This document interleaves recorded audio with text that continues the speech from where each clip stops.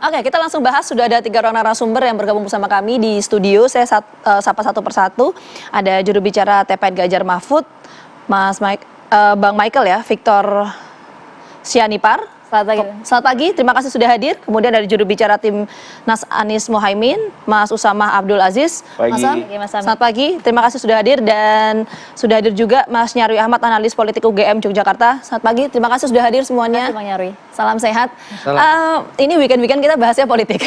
Karena memang ini tahun politik dan 2,5 bulan lagi ya menuju nanti pencoblosan di Februari 2024. Saya mungkin mau menuju ke Bang Michael dulu. Bang Michael, kalau kita lihat itu tadi sempat diputarkan di paket berita sebelumnya bahwa sejumlah pengamat ini kan memprediksi bahwa Pilpres nanti akan ada 2 putaran karena angka psikologisnya sampai saat ini belum ada yang menyentuh angka 50% itu belum ada. Nah, ini yang akan masuk 2 putaran itu adalah pasangan Amin dan juga Prabowo Gibran. Prediksinya ya. Anda mengamini itu atau gimana? Oh, mungkin saya nggak pakai bahasa Amin jangan ya. Amin ya, jangan pakai Amin. Kira kampanye. Gimana? Kobul gitu ya. Silakan. Gimana? Ya, kalau dari kami tentu optimis, kita terus bergerak. Dari hari pertama kampanye kita langsung turun dari Sabang sampai Merauke. Dan memang ada pembagian tugas, Pak Capres ke Merauke dan Pak Mahfud ke Sabang. Jadi kita menunjukkan bahwa dari Sabang sampai Merauke seluruh Indonesia kita akan datangi. Dan dari survei internal kita juga kita masih optimis bahwa kita akan menembus putaran pertama dan ada target di internal yang tetap mengupayakan supaya bisa 1 putaran. Oke, dasar optimisme itu apa, Bang Michael? Ya, dasar optimisme sebenarnya beberapa kali acara yang kita bikin itu kita kumpulkan masyarakat seperti waktu Pak Ganjar di Makassar. Itu juga sudah terlihat ramai, artinya kita berhasil mengaktifasi antusiasme masyarakat.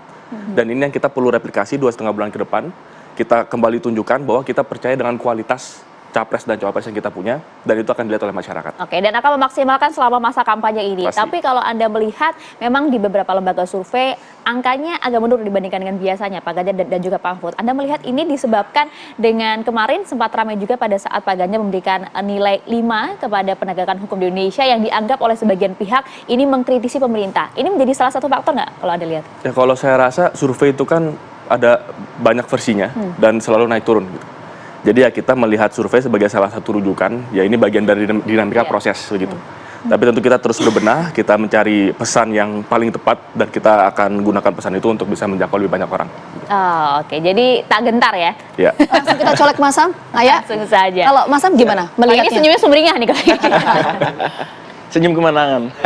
Artinya optimis bahwa memang nanti akan masuk 2 putaran atau seperti apa? Ya, kami sangat optimis dengan kondisi saat ini karena kami melihat di publik saat ini politik gagasan yang kami bawa ini diterima dengan baik, bahwa perubahan memang dirasakan oleh sebagian besar rakyat perlu diadakan di Republik ini, apalagi juga dengan kondisi yang makin kesini makin menyatakan ya, terutama juga kemarin kita lihat juga ada pernyataan dari Ketua KPK tentang suatu hal yang menggetarkan gitu ya yang dilakukan oleh Pak Presiden Jokowi. Nah, dan hal-hal seperti ini yang akhirnya memang membuat publik lebih sadar lagi. Dan visi misi kami dan program-program yang kami tawarkan juga akhirnya bisa diterima dengan baik oleh publik.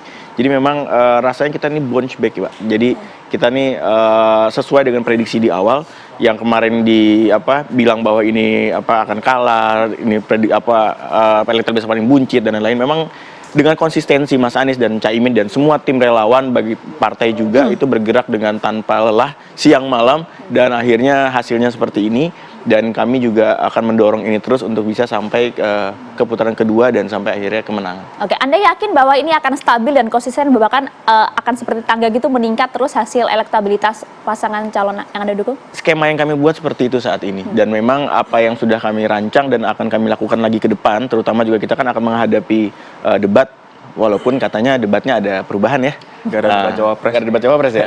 Nah, itu kan memang pertama kali ya, bahwa ini sangat disayangkan dan perlu dipertanyakan juga kenapa seperti itu.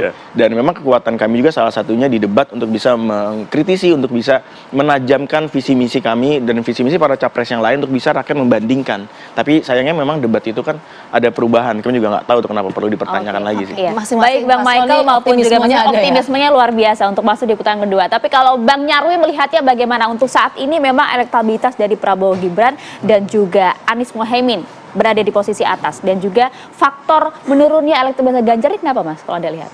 Ya, saya jawab dari pertanyaan terakhir dulu ya. Posisi kontestasi Pilpres hari ini kalau kita lihat itu kan kira-kira gini. Kalau di sebelah kanan gitu kan Pak Prabowo Gibran gitu ya. tengahnya itu kan agak sebenarnya sama-sama kanan awalnya, tapi bergeser ke tengah itu ada di Mas Ganjar ya, Ganjar Mahfud. Nah yang di ujung sini itu kan Anies Muhaimin gitu. Nah kebetulan kalau kita lihat gitu kan, ini kan di blok di mana pemilih rata-rata adalah pendukung Pak Jokowi kan gitu. Nah yang dua ini kan berusaha menunjukkan diferensiasinya. Tetapi yang menarik justru apa? Justru yang di ujung ini yang tampaknya ya pelan-pelan menguat. Kenapa? Karena memang yang dua ini ya Prabowo Gibran, kemudian Ganjar Mahfud ini kan ada di kolam yang sama, kira-kira gitu. Kalau dipakai angka kepuasan kepada Pak Jokowi itu 70 sekian persen. Nah mereka berbagi suara di sana. Nah ketika misalnya muncul suara-suara yang tadi disebutkan Bung Sami ya, perubahan gitu. Nah kebetulan sekarang baru terakhir ini banyak kata perubahan, katanya debat KPU aja ada perubahan gitu ya. Nah ini sangat menguntungkan sekali, apa-apa katanya maunya amin gitu ya. Nah ini yang saya lihat kubu yang di tengah ini kurang beruntung. Posisinya terjepit, kenapa yang sini semakin juga tidak mau. Kan semangatnya sama-sama putaran ya, Vita, Maria. Ini pengen satu putaran, yang tengah pengen satu putaran, yang kiri juga yang paling ujung ini Anies Muhaimin pengen satu putaran. Nah ini kemudian apa? Ini saya lihat kecenderungan suara pemilih itu menguat di Pak Prabowo. Satu sisi sisanya yang melompat kolam ini, si kolam ini yang tidak ada di kolam ini, kemudian tampaknya diuntungkan ini di Anies Muhaimin. Ini yang saya lihat gitu. Posisi Mas Ganjar Mahfud makin kejepit. Kenapa? Karena dari sisi narasi juga begitu ya. Saya beberapa menyampaikan ini kadangkala positioningnya agak nanggung nih. Narasi yang mana yang dimaksud, Bang? Ya, contohnya begini. Ini masih menjadi meneruskan, bahasanya kan Indonesia maju ya. Indonesia unggul ya. Kira-kira gitu. Tapi unggul di sini kan masih dalam kolamnya Pak Jokowi kan gitu. Sementara ada alternatif pemilih di mana kadangkala biasanya tren ya di masa-masa ujung pemerintahan, apalagi 2 periode, pasti ada nih ketidakpuasan. Ya, dan juga narasi terakhir Pak Ganjar juga mengkritisi pemerintah. Nah betul, nah itu kan mengkritisi garis miring kemudian diartikan oleh kubunya Bung Sami ini perubahan gitu. Jadi ini yang kemudian selalu saja apa yang dilempar ibarat bola gitu ya, dilempar sama Mas Ganjar Mahfud ditangkapnya sama Anies Muhaimin, kira-kira gitu. Begini, sebelum kita lebih lanjut baca soal, sebentar, kita fokus dulu mungkin ya Mas Nyarwi, sebelum masuk ke konteks itu, mungkin gini dulu pembahasan kita. Ini kan diskursusnya adalah 1 atau 2 putaran. Angka psikologis elektabilitas kan hari ini belum ada yang menyentuh 50%. Potensinya itu 1 atau 2 putaran dalam Pilpres nanti. Ya, itu dulu mungkin yang harus jawab biar jadi bahan diskusi. Iya, kalau saya lihat dari berbagai data survei lembaga kredibel sangat sulit 1 putaran. Kenapa? Sulit ya, tidak ada yang luar biasa. Misalnya Pak Prabowo dikabarkan 40 sekian, 42 atau berapa. Tapi kalau kita hitung angka margin error, kita hitung angka swing voter yang tidak mungkin diambil 100%, tampaknya sampai hari ini sulit. Nah, begitu juga yang lain geraknya ini kan luar biasa. Artinya tidak diam. Kubunya Mas Ganjar Mahfud juga terus bergerilya. Kubunya Anies Muhaimin apalagi kan gitu. Nah ini yang saya kira saling tarik-menarik ini nggak memungkinkan angkanya Pak Prabowo ini kan indikatornya di sana ya. Angkanya Pak Prabowo tampaknya sulit melejit sampai 50 lebih. Karena ini terus-menerus ditarik kan gitu. Nah, kecil kemungkinan sampai kecil sampai hari ini karena ini pilpres yang demokratis, ini pilpres yang dimana juga selalu muncul gitu ya dari adu gimmick sampai adu gagasan kan gitu.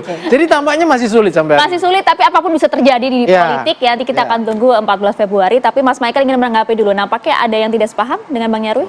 Ya, jadi kalau kita lihat sekali lagi kan memang survei ini kan pasti ada dinamika ya naik turunnya. Justru yang dilakukan oleh Pak Ganjar dan Pak Mahfud sekarang kita memberikan satu pembeda. Bahwa kita memang adalah bagian dari pemerintahan, ada banyak keberhasilan-keberhasilan yang kita berhasil capai, itu juga adalah peran dari banyak pihak yang membantu pemerintah selama ini, termasuk dari Pak Ganjar dan Pak Mahfud. Tapi juga kita ada kekritisan, bahwa ada keberlanjutan dan ada hal-hal yang harus diperbaiki, begitu. Itu pesan yang kita sampaikan. Jadi akhir-akhir ini memang dari Capres dan Cawapres semakin berani menunjukkan bahwa kita sudah di trajektori yang tepat, tapi banyak hal yang harus kita perbaiki. Nggak bisa selamanya seperti ini. Jadi narasinya apa tuh? Jadi narasinya adalah kita mau Indonesia maju dengan perbaikan-perbaikan yang harus dilakukan. Narasi perbaikan untuk kemajuan berarti. Dan butuh orang-orang yang punya pengalaman, punya rekam jejak, bukan asal jadi atau mungkin pasangan yang asal digabungkan, tapi orang-orang yang memang sudah punya rekam jejak kredibilitas untuk mencapai itu. Termasuk juga tadi katanya sulit untuk mencapai 1 putaran. Anda yakin betul akan masuk dan juga memenangkan dalam 1 putaran? Ya, kalau sekarang memang kan surveinya belum ada yang menembus ya 1 putarannya. Tapi kita terus bergerak sekali lagi. Itu kenapa kalau ada undangan-undangan adu gagasan kita sangat sering tampil gitu. Dan setahu saya juga dari Amin juga sering tampil gitu.